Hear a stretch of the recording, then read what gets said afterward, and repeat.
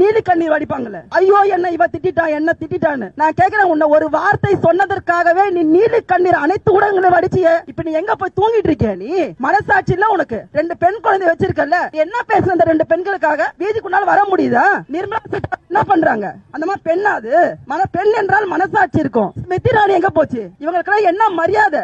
உன்னை போன்ற 2 சகோதரிகள் வீதியில் நிர்வாணப்படுத்தி அனுப்பப்பட்ட பொழுது வாயை மூடிக்கொண்டு தன் பதவிதான் தன் அரியணைதான் வேண்டும் என்று நீ உட்கார்ந்து கொண்டிருக்கின்ற குஷ்பு போன்ற அவமான சின்னங்கள் தமிழ்நாட்டில் இருக்கக்கூடாது. நிர்மலா சீதாராமன் போன்ற அவமான சின்னங்கள் இந்தியாவிலே இருக்கக்கூடாது. இதுல வேற வானதி சீனிவாசன் பெண்கள் அமைப்போட தேசிய தலைவி, வெக்கப்பட்டு தலை குனிய வேண்டும். அண்ணாமலை, தமிழ்நாட்டு சட்ட ஒழுங்கு சரியில்லையா? ஏண்டா நீ வந்த பிறகுதான்டா சட்ட ஒழுங்கு சரியில்லாம போயிருக்கு தமிழ்நாட்டுல.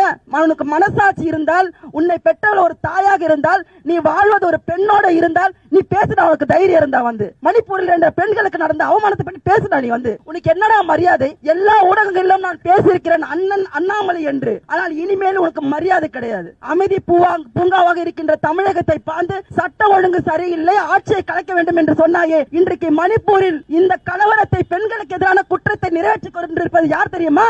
அந்த பாஜக மாநில முதலமைச்சர். அதனால் இவர்களுடைய சித்தாந்தம் பெண்களை அவமானப்படுத்துவது, பெண்களை நிர்வாணப்படுத்துவது. வாங்கடா, உங்களுக்கு எத்தனை பெண்கள் நிர்வாணப்படுத்தினால் நீங்கள் அமைதியாக இருப்பீர்கள் என்ற கேள்வி நான் கேட்கிறேன் உங்கள் முன்பாக. நீங்க உங்க தாய் பற்றி தானே வந்தீங்க. நீங்க 80 நாட்களாக நடக்கின்ற கொடுமையை பார்த்து மோடி அவர்கள் 36 நிமிஷத்துக்கு மட்டும் தான் பதில் சொன்னாரு. பாத்துக்கோங்க, பாராளுமன்றத்தில் இதை பற்றி பேச மறுத்திருக்கிறார் மோடி அவர்கள். பாராளுமன்றத்தில் 20 இதை பற்றி பேசுவதற்கு மறுப்பு தெரிவித்த மோடி அவர்கள் பாராளுமன்ற வாயிலில் இருந்து உள்ளே போகும்பொழுது பத்திரிகையாளர்கள் கேட்ட கேள்விக்கு 36 செகண்ட் பதில் சொல்லிருக்க. உனக்கு வெக்கமா இல்லையா?